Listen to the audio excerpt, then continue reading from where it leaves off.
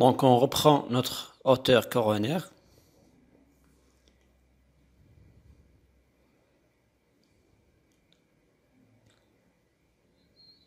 Et puis, on va commencer à tracer notre collet sur les 4 faces de la dent. Donc on commence par la face vestibulaire.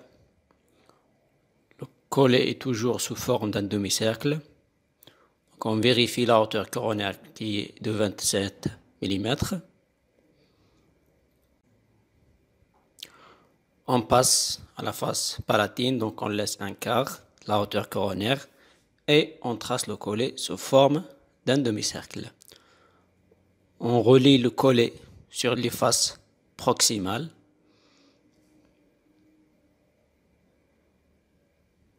Qui est en forme d'un V.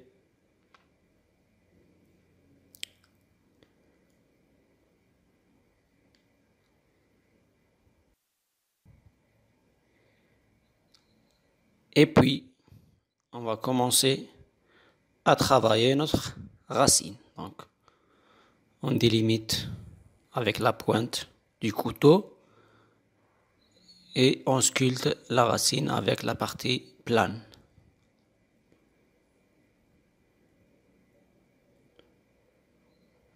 Voilà, on délimite la racine de la couronne au niveau du collet avec la pointe du couteau à cire et on descend avec la partie plane.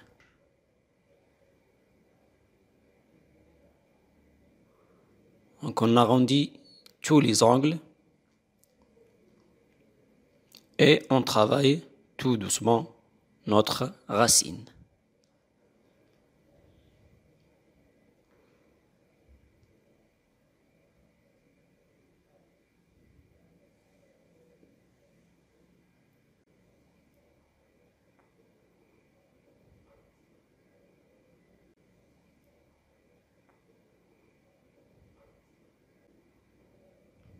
Il faut toujours nettoyer son couteau à cire.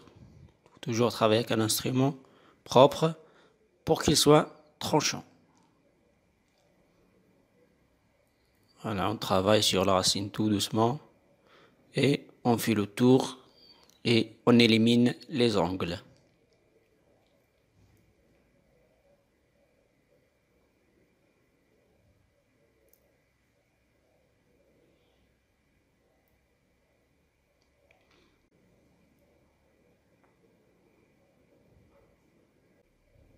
On travaille notre apex. À ce moment, on peut réduire l'épaisseur de notre apex parce qu'on est dans les finitions. Pas comme sur les broches, on laisse l'apex large. Mais là, on réduit l'épaisseur de notre apex. Il doit être pointu.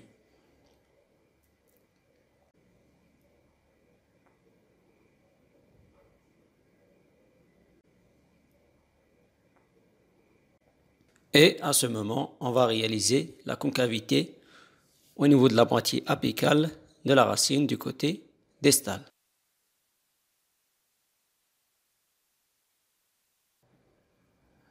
On va réaliser cette petite concavité du côté distal et aussi du côté palatin. Donc cette concavité arrive à peu près à la même hauteur de la racine.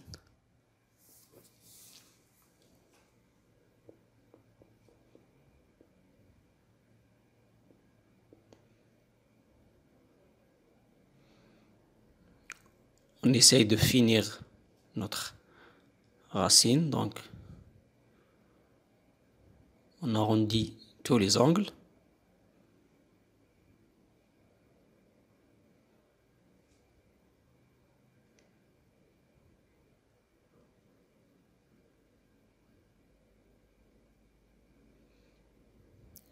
Et voilà, notre racine est terminée. C'est à peu près la forme de la racine de l'incisif latéral supérieur.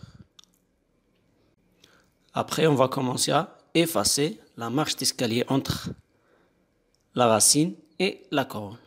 Donc, en sculptant la racine, on a créé une marche d'escalier entre la racine et la couronne. Donc, on va effacer cette marche d'escalier pour assurer la continuité entre la racine et la couronne.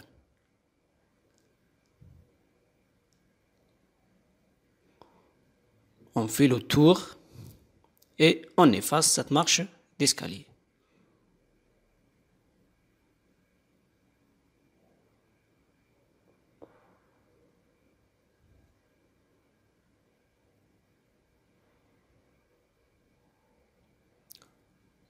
En même temps, on arrondit les angles de la face vestibulaire pour avoir une forme convexe.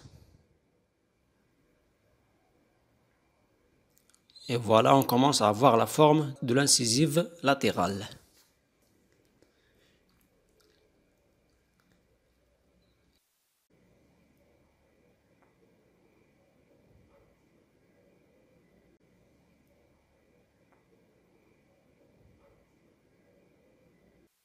Et on reprend maintenant notre collet.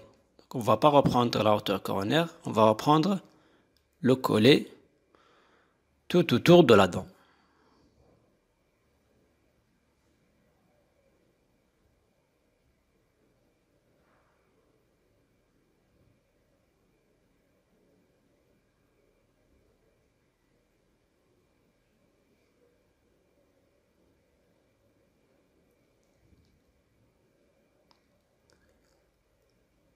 Et voilà, notre collet est tracé.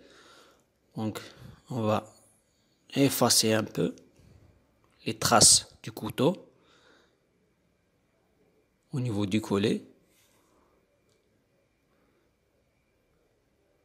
Et puis, on va commencer à dessiner les sillons sur la face vestibulaire. Et après, on va travailler les lobes. Donc, on trace les sillons jusqu'à la mi-hauteur de la face vestibulaire. Et puis, on va commencer à travailler les versants de chaque lobe avec la pointe du couteau. Donc, on commence toujours avec une épaisseur minime au niveau de la mi-hauteur et on enfonce en s'approchant du bord libre. Donc, on travaille les deux versants de chaque lobe.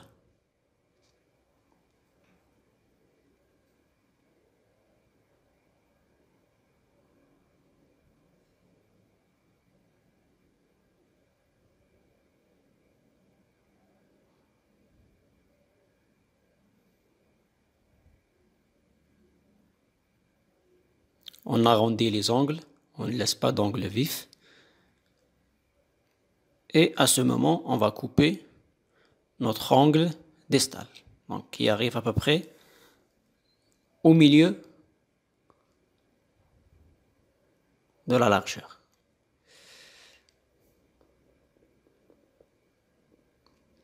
On essaye d'arrondir.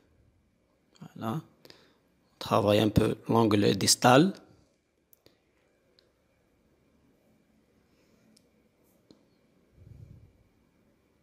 Même l'angle du côté mésial, on doit l'arrondir un peu.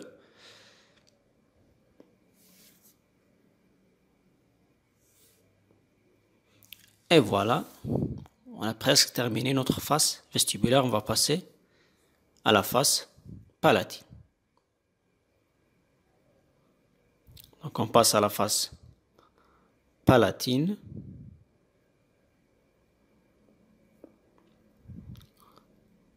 On dessine les crêtes marginales de part et d'autre. Et on dessine aussi le cingulum, cette fois bilobé. On va le dessiner sous forme de 2 V, puis on va le travailler et l'arrondir. On commence à sculpter les crêtes marginales de part et d'autre. On va les délimiter.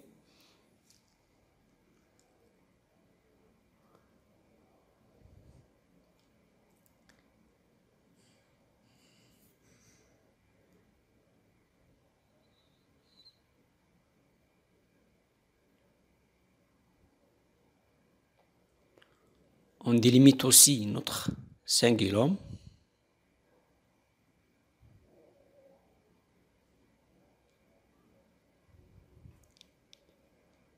Et puis, on va commencer à travailler la concavité de la face palatine.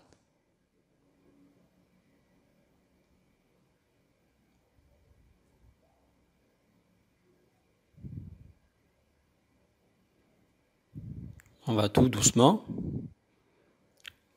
On réalise la concavité de la face palatine tout doucement. On ne va pas creuser.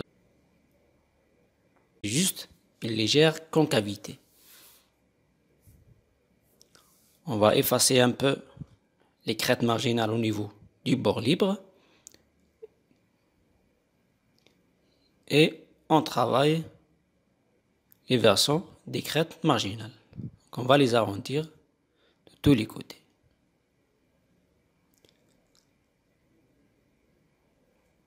Voilà.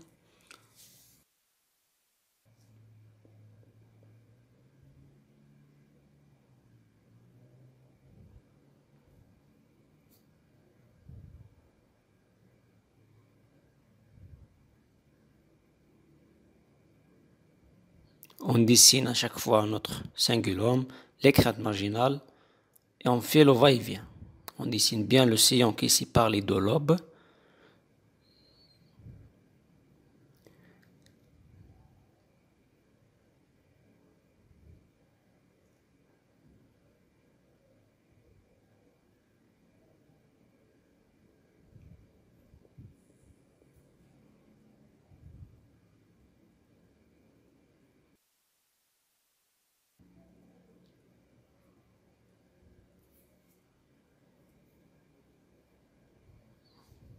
Et on travaille les crêtes marginales tout doucement.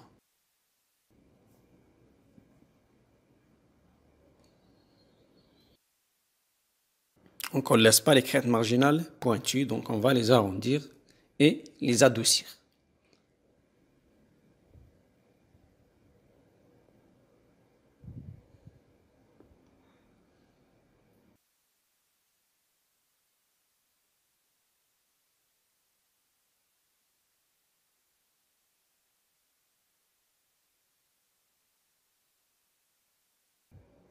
On sépare bien les lobes de notre cingulum et on commence à travailler et à arrondir notre cingulum. On va travailler chaque lobe.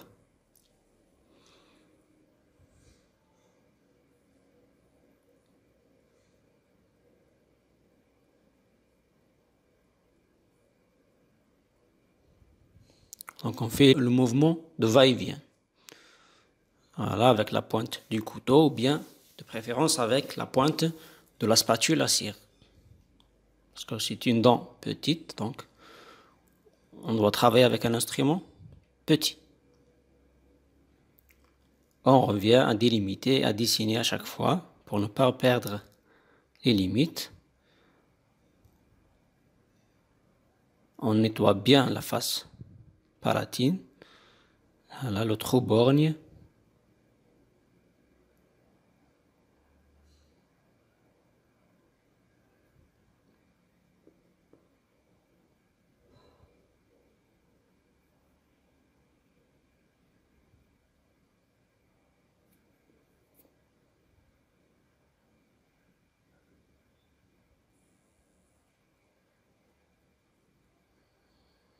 Voilà.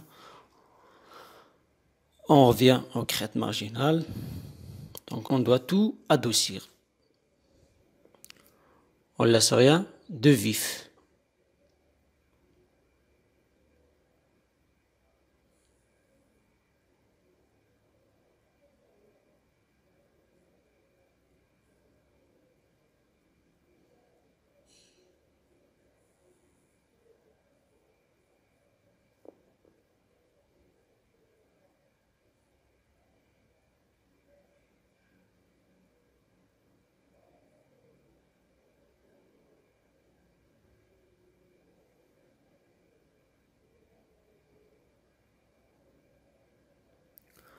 On retrace à ce moment notre collet.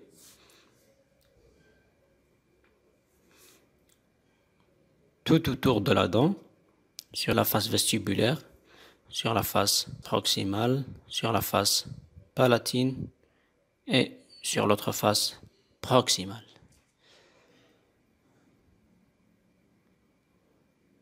Maintenant, on va commencer à polir notre dent avec un chiffon mouillé.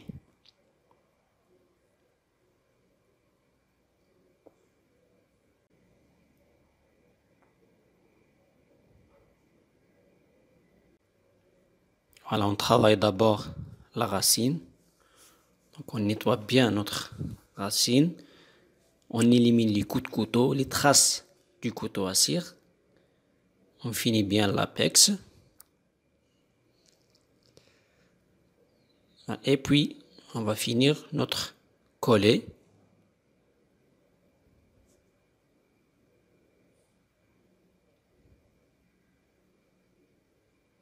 La face vestibulaire. On travaille le collet tout autour de la dent. Donc on va effacer la trace du couteau à cire. On finit la face palatine et on file autour. On nettoie et on finit au niveau des crêtes marginales.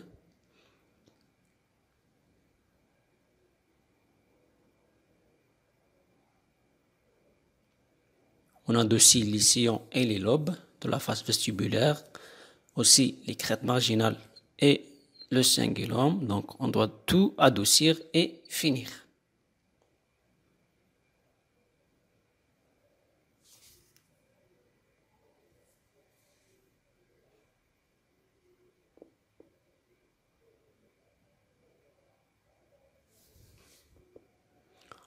Donc on continue l'opération jusqu'à obtenir une dent bien lisse partout.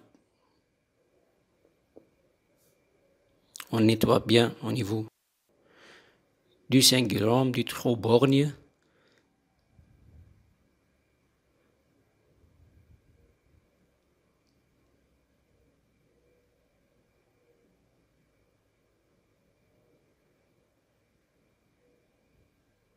Et on reprend avec le chiffon. On finit bien notre bord libre aussi. Donc là, on va réduire un peu notre angle mésial parce que il est un peu accentué.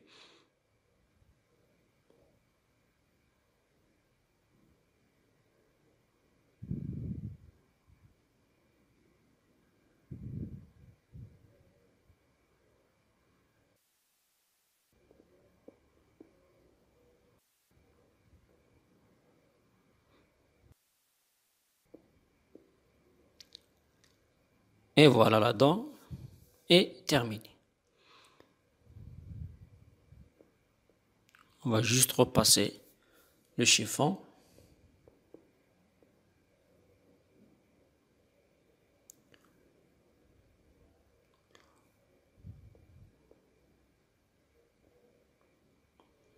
Donc il faut bien finir son travail.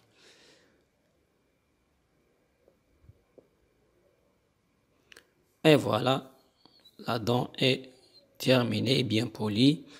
Donc on voit bien la face vestibulaire, la face distale, la face mésiale, la face palatine ou vue occlusale.